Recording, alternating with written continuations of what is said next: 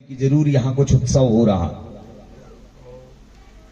तो गोकुल में उतरी महाराज आकाश से नीचे आई, देखी तो भीड़ भाड़ ज्यादा है, ऐसे कहां जाऊंगी, तो अपने माया से रूप बनाया, सुंदर दिव्य वस्त्र को पहना शरीर में, और ऐसे गहना जेवर ला दे महाराज की क्या, और घूंघट को डाली यहां तक कि कोनो मुंह न दिख पाए।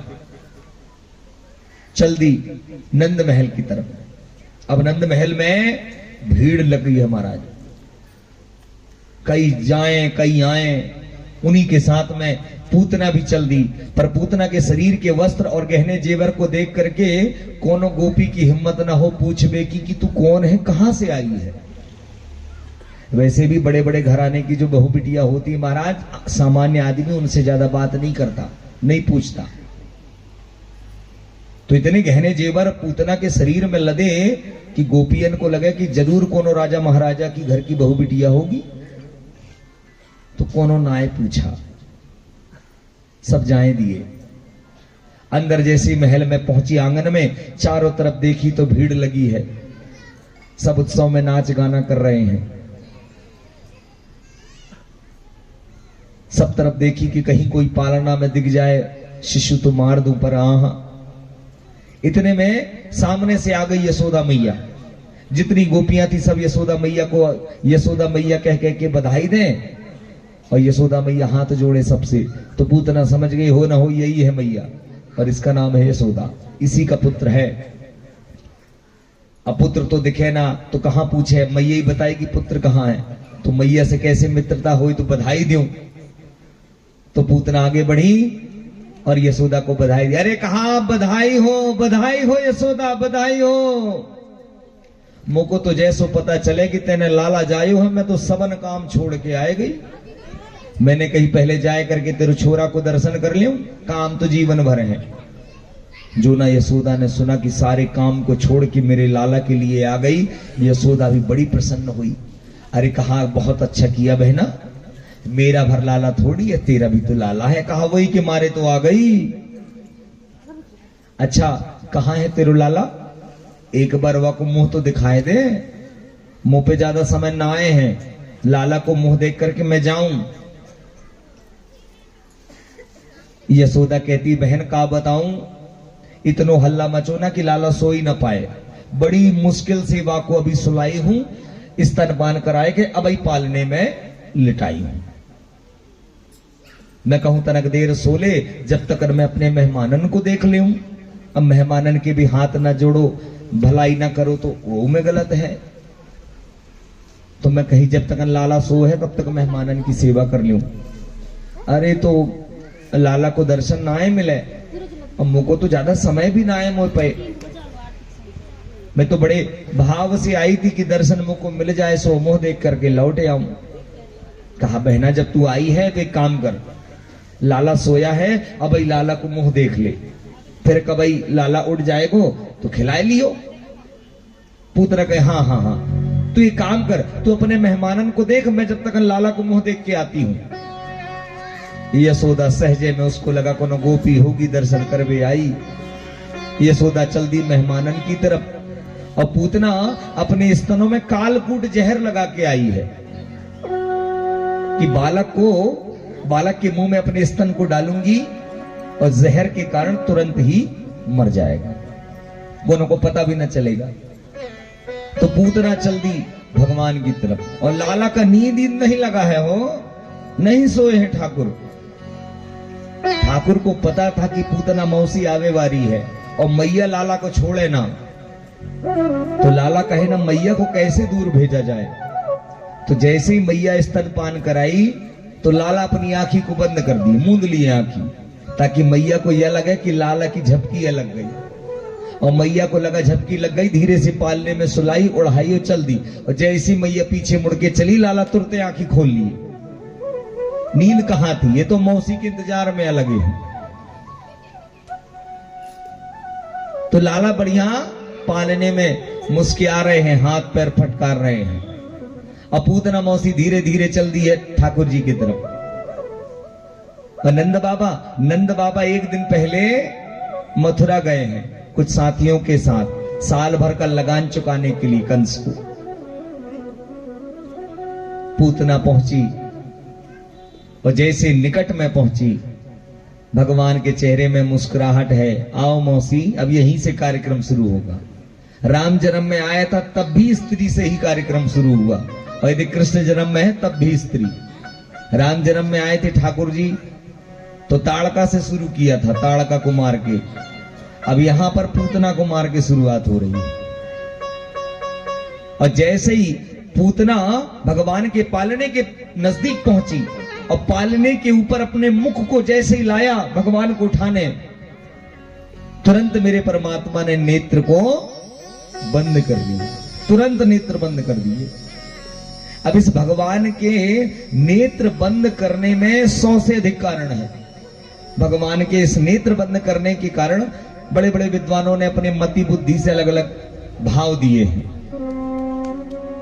किसी ने कहा भगवान ने इसलिए नेत्र बंद किए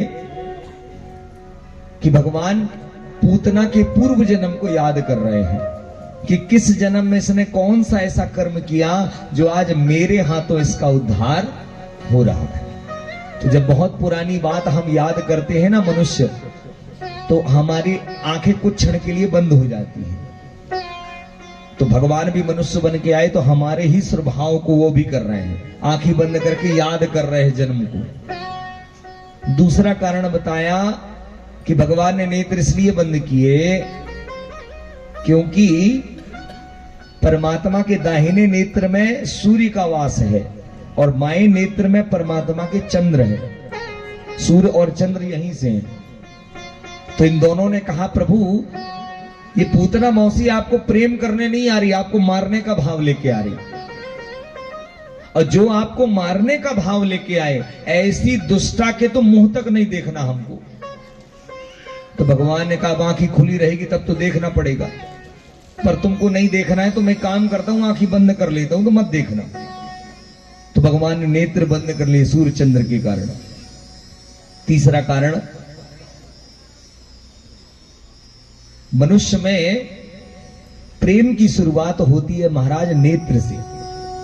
आप जब तक किसी को देखोगे नहीं तब तक उसके प्रति प्रेम आपके मन में उत्पन्न नहीं होगा। सुन सुन के उतना प्रेम नहीं होता जितना देख के प्रेम जल्दी उत्पन्न होता है।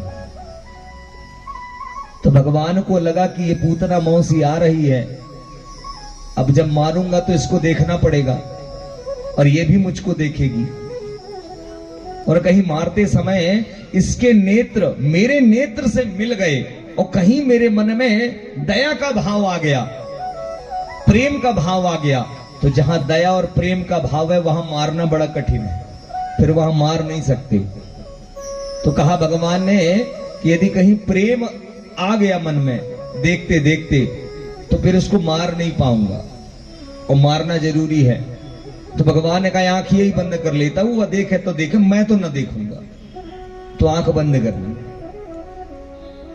चौथा कारण, भगवान नेत्र इसलिए बंद किए मानो नेत्र बंद करके प्रभु मेरे भोलेनाथ को याद कर रहे हैं कि भोले बाबा मैं ब्रजमंडल में जन्म लिया हूं माखन मिश्री मिठाई खाने के लिए, मीठा मीठा, और अभी 6 दिन का हुआ हूं कि ये पूतना मौसी जहर लेके के आ गई। अब अभी तो मीठा भी अच्छे से न खा पाए और जहर खाए का नंबर आ गया। तो भोलेनाथ अब जहर अहर खाते मुझसे तो बनता ही नहीं है, ना मैं खा पाऊंगा ना पचा पाऊंगा।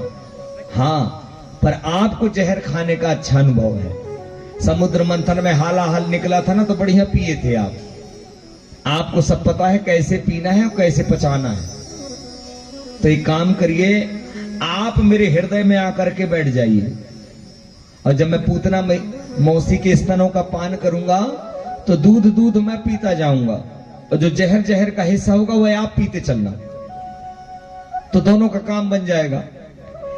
तो नेत्र बंद करके मानो अपने प्रभु भगवान भोलेनाथ को याद कर रहे हैं।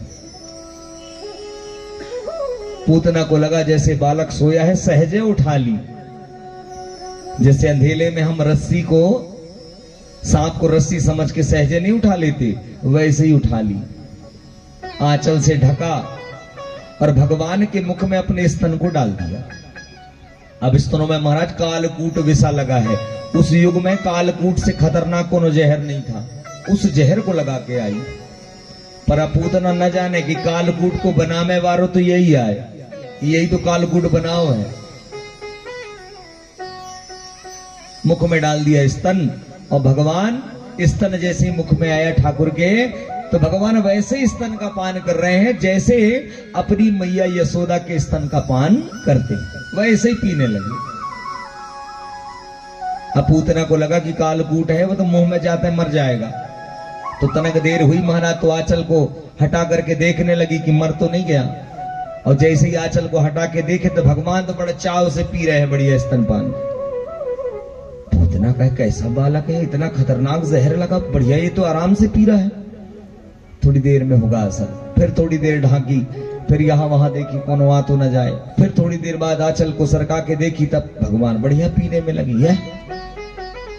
5 मिनट, 10 मिनट, 15 मिनट, 20 मिनट हो गया, आधे घंटे हो गए और भगवान स्तनपान करे जा रहे हैं। अब जब स्तनों में महाराज दुग्ध समाप्त हो गया, तो भगवान अब स्तनों के मार्ग से पूतना के प्राण को खींचना शुरू करते हैं, प्राण को खींचना। और जैसे प्राणों को खींचा है, पूतना के शरीर में छटपटाहट होने लगी। अरे मैं तो इसको मारने आई थी और ऐसा लग रहा है जैसे मैं ही मर रही हूं। भगवान को पकड़ी और तुरंत आकाश मार्ग में उड़ के और गोकुल से दूर जाने लगी। भगवान लगे प्राण को खींचने में पूतना की। पूतना के शरीर में घबराहट, प्राणवायु ना आए। पूतना पकड़ी, अरे कहा छोड़ छोड़ छोड़ मुझे। भगवान मुस्कुराए, कहा मौसी वैसे तो मैं कोनों को पकड़ू ना, और यदि कोनों को पकड़ लूं तो बिना पूर्ण के फिर छोड़ू बिना। अब तो को तब छोड़ू जब तेरे गोविंदा नमो नमः कराई दूं। और एक सांस लिया मेरे ठाकुर ने, पूतना के प्राण भगवान के मुख में आए, प्राण निस्तेज हुआ और पूतना का विशाल काय शरीर धड़ाम से आकर के गिरा। बोलिए पूतना मर्दन भगवान की जय हो। पूतना का प्राण निकला और शरीर नीचे आ गया ब्रज में। 18 किलोमीटर लंबा शरीर था पूतना का, इतनी लंबाई थी महाराज। 18 किलोमीटर के नीचे जितने पेड़ पौधे पर्वत पहाड़ सब चरपट हो। और ऐसी आवाज आई भयंकर, ब्रजमंडल कांप गया भूकंप के जैसे।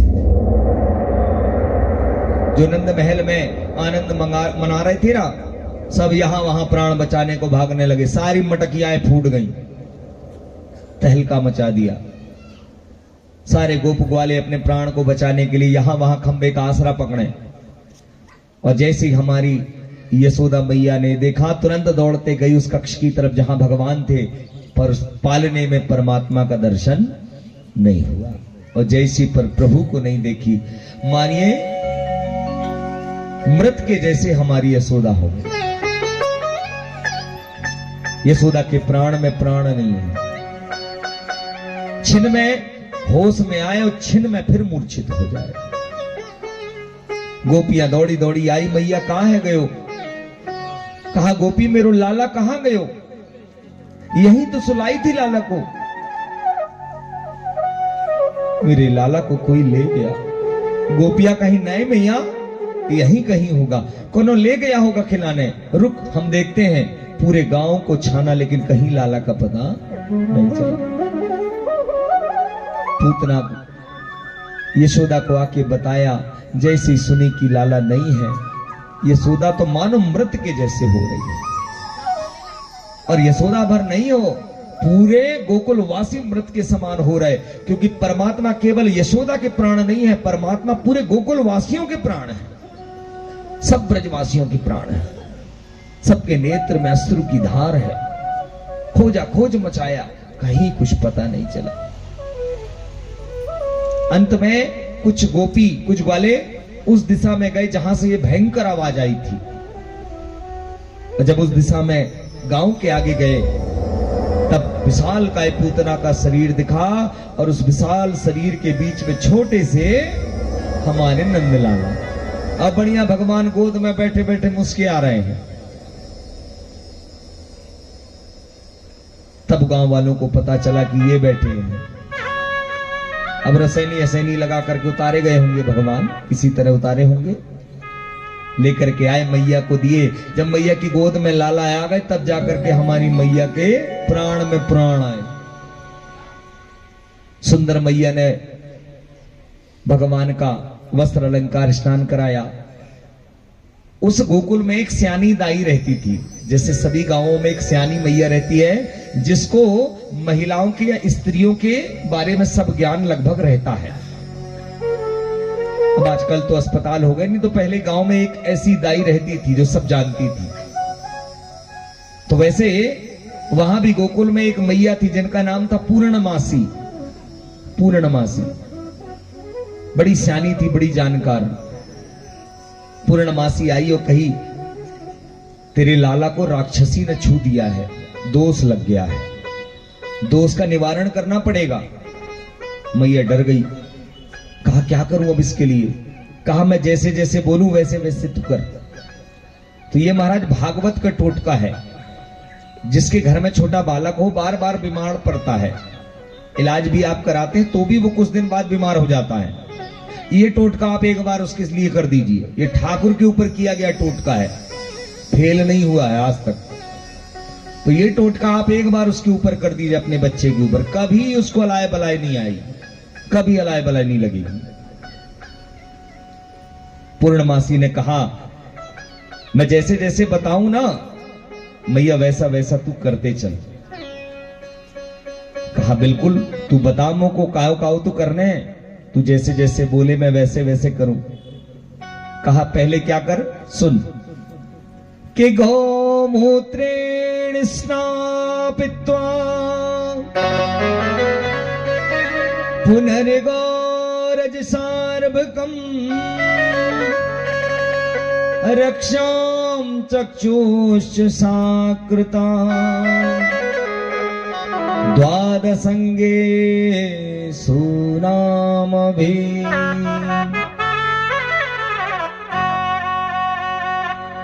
सबसे पहले मैया तो अपने लाला के शरीर में गौमूत्र से स्नान करा लाला को। तो पहले मैया को गौ के मूत्र से स्नान कराया गया, फिर अब शुद्ध जल से स्नान करा, शुद्ध जल से स्नान कराया। अब कहा गैया के खुर की धूल लाला के पूरे शरीर में लगा दी। तो गाय के खुर की धूल को पूरे शरीर में छापा गया। अब कहा लाला को अपनी गोद में रख, गोद में रखा। कहा अब सामने गैया को बुला, गैया को लाया गया। अब कहा गैया की पूंछ पकड़, पूंछ को पकड़ी और कहा लाला के पूरे शरीर के चारों तरफ गैया की पूंछ को ऐसे घुमा और जो जो मैं बोल रही हूं ना वो बोलते चल। तो मैया पकड़ के पूंछ को लाला के शरीर में घुमावे लागी और पूर्णमासी दाई जो जो बोले सो बोलवे लागी। क्या कि चक्र ग्रहतम सहगदो हरिहरास्तु पश्यतत्वपरिशयो धनुरसी मधुना जनश्यते कोणेषु संग उर्गाय उपेयु इंद्र ताक्षितो हल्दरः पुरुषः समन्तत इंद्रियाणि ऋषिकेशः प्राणानारायणो वतो श्वेतदीपपतिश्चित्तं मनः योगेश्वरो वतो।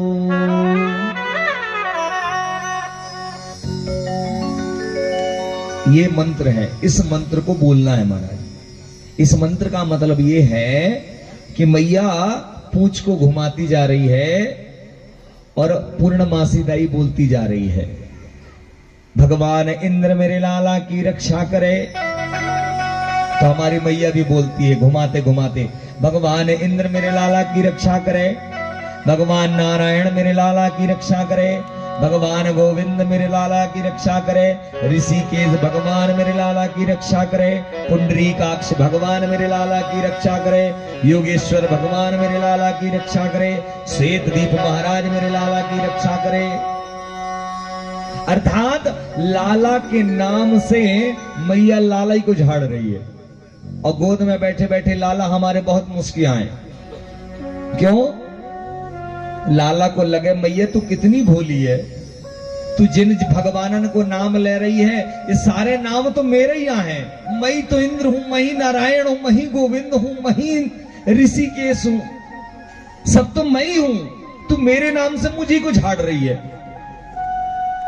पर परमात्मा के नाम में इतनी समर्थ है हो कि परमात्मा के नाम से उसको भी यदि झाड़ोगे तो उसकी भी अलाय बलाय दूर हो जाती है। हम भक्तों के पास है क्या? नामे भर तो आ है, केवल नामे का सहारा तो आ है। उस नाम के सहारे तो हम भवसागर से पार हो सकते हैं। जब रामचंद्र जी महाराज को समुद्र पार करने का रास्ता नहीं मिला तो उसमें सेतु बनाने के लिए सलाह दी गई। और सेतु कैसे बन रहा था? पत्थर में राम नाम लिखे और फेंक रहे। अब वो पत्थर राम नाम लिखने के कारण तैर जाए। सेतु बना। दूसरे दिन प्रातः भगवान राम आए उसी जगह अकेले। और क्या कर रहे थे कि कुछ पत्थर बच गए थे सेतु से, किनारे समुद्र के डले थे। भगवान राम उन पत्थरों को उठाए और समुद्र में फेंके। और जैसे ही रामचंद्र जी समुद्र में फेंके तो वो पत्थर समुद्र में डूब जाए। और पीछे हनुमंत लाल पत्थर के ओट में खड़े खड़े देखे राम जी को। और जैसे ही पत्थर राम जी फेंके समुद्र में, पानी में डूब जाए तो राम जी को बड़ा दुख लगे। और समझ में ना आए राम जी को कि मेरे नाम का पत्थर तो कल तैर रहा था, अब आज मैं फेंक रहा हूं तो ये डूब क्यों जा रहा है। अब कई बार राम जी ने प्रयास किया पर पत्थर तैरे ना महाराज, वो डूब जाए। और राम जी जैसे डूबे तो राम जी को बड़ी चिंता हो, दुख हो।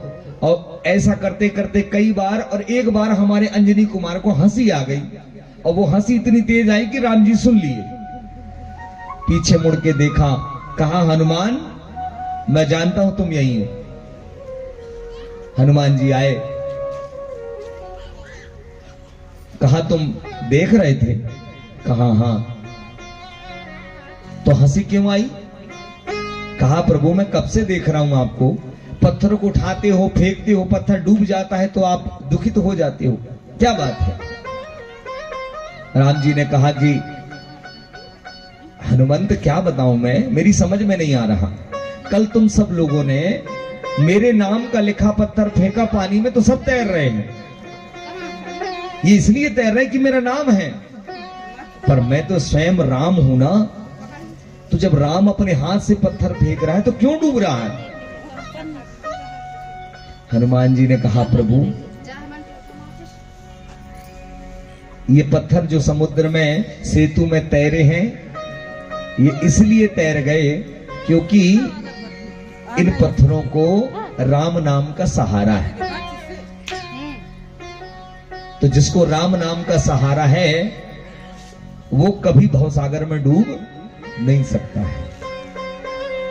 और जिन पत्थरों को आप फेंक रहे हैं आप स्वयं राम हैं। अब आप ही बताइए, यदि किसी जीव को राम स्वयं अपने हाथ से अपने से अलग कर दे, अपने से दूर कर दे, तो संसार में उसको डूबने से कौन बचा सकता है? उस जीव को डूबना ही पड़ेगा। जब राम ने अलग कर दिया अपने हाथ से तो संसार में कोई उसे थामने वाला नहीं है। तो ये पत्थर जिनको आप फेंक रहे हैं ना, आपके हाथ से जब कोई जीव दूर हो गया, ये वस्तु दूर हो गई, तो बताइए वो तैर कैसे जाएगी? एक तो इसको राम नाम का सहारा भी नहीं है, और राम का सहारा था जब तक हाथ में थे, जब राम नहीं छोड़ दिए तो फिर कौन बचाने वाला है? पर ये पत्थर इनको राम नाम का आश्रय है। आपके बाहुबल से, आपके भुजाओं में जितना बल नहीं होगा ना प्रभु, उससे ज्यादा बल आपके नाम में है। राम को भी नहीं पता कि उसके नाम की महिमा कितनी है। राम ही राम की महिमा को नहीं जानता। तो परमात्मा के नाम में इतनी समर्थ है कि महाराज उनके नाम का मंत्र उनके ऊपर भी चालू लगा दीजिए तो भी ठीक कर देगा। तो ये टोटका आप अपने बच्चों में करिए। इसके बाद उस बच्चे को आप शुद्ध जल से स्नान करा करके और भगवान के सम्मुख प्रणाम करा दीजिए। बस ये टोटका है। आप देखेंगे कभी अलाय बलाय नहीं होगी हो उसको, कभी कुछ नहीं होगा। तो मैया ने ऐसे ही किया, सुंदर वस्त्र अलंकार पहनाए और स्तनपान कराया और लाला को शयन कराया।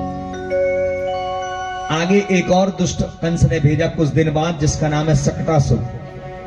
छकड़े के ऊपर आया, भगवान छकड़े के नीचे थे, भगवान ने अपने चरण का स्पर्श किया और सकटासुर का गोविंदाय नमो नमः किया। तीसरा दुष्ट आया, कंस ने भेजा, जिसका नाम था तृणावर्त। ये भी चक्रवात के रूप में आया, बवंडर बन के भगवान को पीठ में लादा उड़ा करके ले गया। भगवान ने दोनों हाथों से उसके गले को जो ना दबाया तो जीवन में दोबारा उड़ ही नहीं पाया। उसका भी गोविंदाय नमो नमः कर दिया। अब तक हमारे ठाकुर भी अब बढ़ गए, अब कुछ माखन मिश्री भी खाए लेते हैं और अब रोना भी बहुत चालू कर दिए, रोने भी लगते हैं। उनके मन का ना करो तो। कभी कभी मैया पालने में झुलाए, कभी कभी कंधे में अपने गोद में बिठाल करके आंगन में झुलाए, कभी कभी चांदनी रात में लाला को चांद का दर्शन कराए। अनेकानेक सुंदर भाव परमात्मा के। आइए एक सुंदर भाव हम और आप गुनगुनाते हैं। पालने में सब झुलाइएगा मैया को, लाला को। झुलाए दैयो आली री, झुलाए दैयो री मोरे, कान्हा को पले ना झुलाए दैयो री। झुलाए दैयो आली री, झुलाए दैयो री मेरो, कान्हा को पले ना झुलाए दैयो री। झुलाए दैयो आली री, झुलाए दैयो री मोरे, लाला को पले ना झुलाए दैयो री। झुलाए दैयो आली री, झुलाए दैयो री मेरो, लाला को पले ना झुलाए दैयो री। मोरे लाला को पले ना झुलाए दैयो री। मोरे लाला को पले ना झुलाए दैयो री।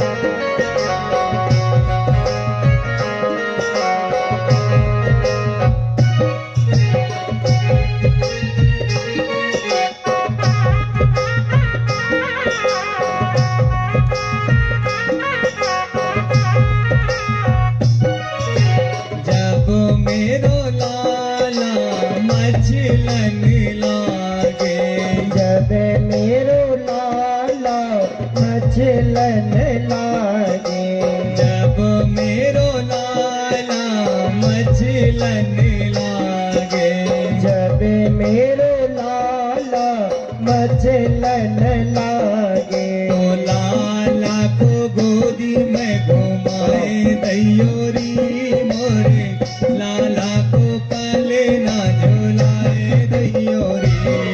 तो लाला को गोदी में झुलाए दैयो री मेरो, कान्हा को पले ना झुलाए दैयो री। झुलाए झुलाए दैयो आली री झुलाए दैयो री मोरे लाला को पले ना झुलाए दैयो रे झुलाए दैयो आली री झुलाए दैयो री मेरो लाला को पले ना झुलाए दैयो री हो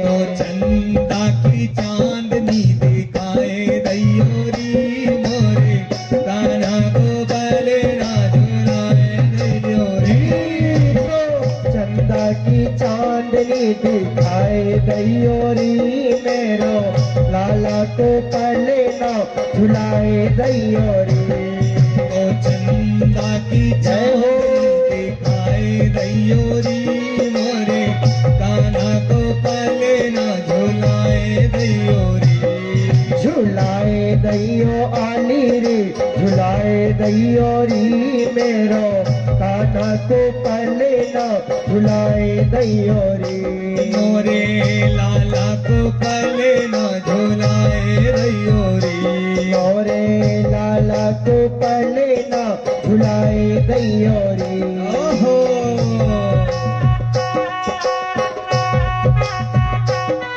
यशोदानंदन भगवान की जय हो।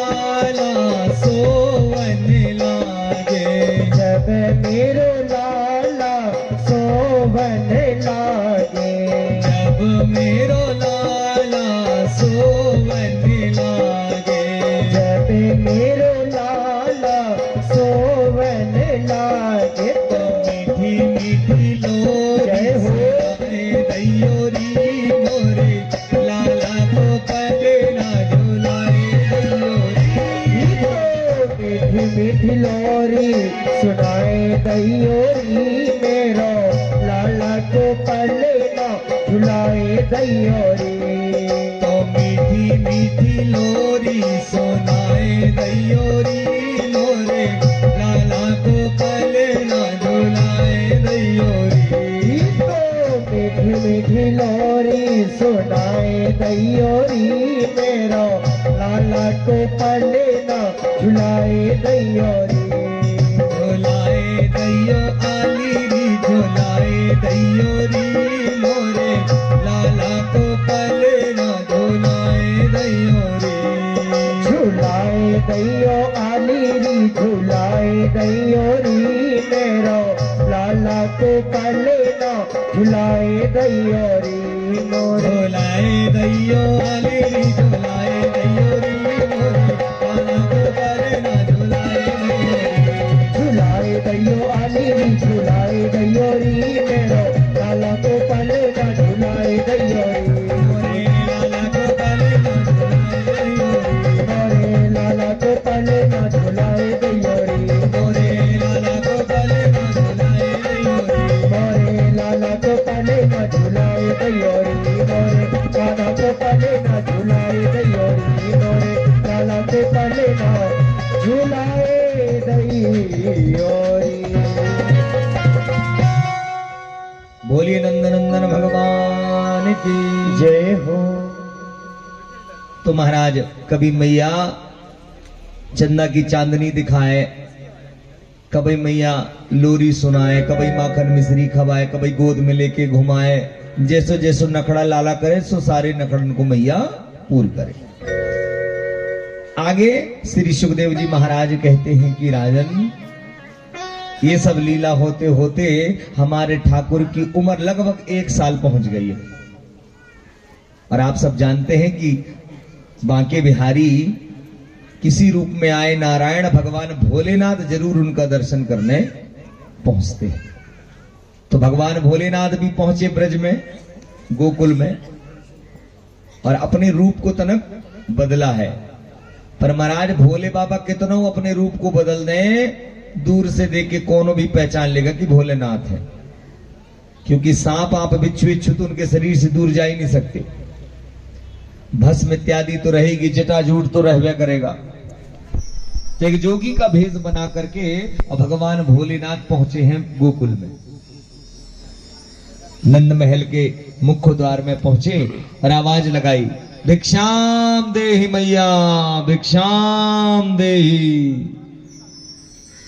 मैया महल में अभी लाला सुबह सुबह उठे हैं, तो मैया लाला को तनक तैयार करे। इतना ही टाइम भोलेनाथ पहुंचे महाराज। मैया के कान में आवाज गई कि कोनो भिक्षा मांगने आया है। एक गोपी को बुलाया, मैया ने कहा, देख कोनो भिक्षुक आया है, जो जो कहे वाको सब दे दियो। गोपी कही हो। आकर के गोपी अपने मुख्य द्वार में जैसी नंद महल के देखती है भगवान भोलेनाथ का रूप, तो कुछ देर तो देख करके अकबका जाती है महाराज। कहा, बाबा तू कहां से आया है, कौन है तू? तुझको गोकुल में पहले नहीं देखा हमने। भोलेनाथ ने कहा, हाँ हाँ हाँ गोपी, मैं हिमालय से आया हूं, तपस्या कर रहा था। मेरे गुरु महाराज ने आदेश किया कि गोकुल में नंद के लाला का दर्शन करके आओ, तो गुरुदेव का आदेश था, तो मैं दर्शन करने आया हूं। अच्छा, वही तो मैं कहूं कि तो मैंने कबू ना आए देखो, पुनः दूसरे गांव को लागे तू। अच्छा खैर छोड़, चल बता तो को भिक्षा में का चाहिए? कपड़ा दे दूं, अनाज दे दूं, जमीन दे दूं, घर दे दूं, सोना चांदी हीरा मोती, काऊ चाहिए? बता, तू जो जो कहे सब दे दूं। भोलेनाथ का नहीं नहीं नहीं नहीं नहीं नहीं नहीं नहीं, मुझको या में से कछु नाए चाहिए, कुछ नहीं चाहिए। तो जब कछु नाए चाहिए तो काहे ते भिक्षा मांगे? जाए ना। जब कुछ नहीं चाहिए तो क्यों भीख मांग रहा, क्यों भिक्षा मांग रहा है? जा अपने घर। अरे कहा, नहीं नहीं नहीं नहीं नहीं, मैंने बताया ना कि गुरु महाराज का आदेश, तेरे नंद के लाला का दर्शन करने आया हूं। अच्छा अच्छा अच्छा, तो तुमको भिक्षा में कछु नाए चाहिए, तो तू भिक्षाम दही काहे बोले? अरे कहा, गोपी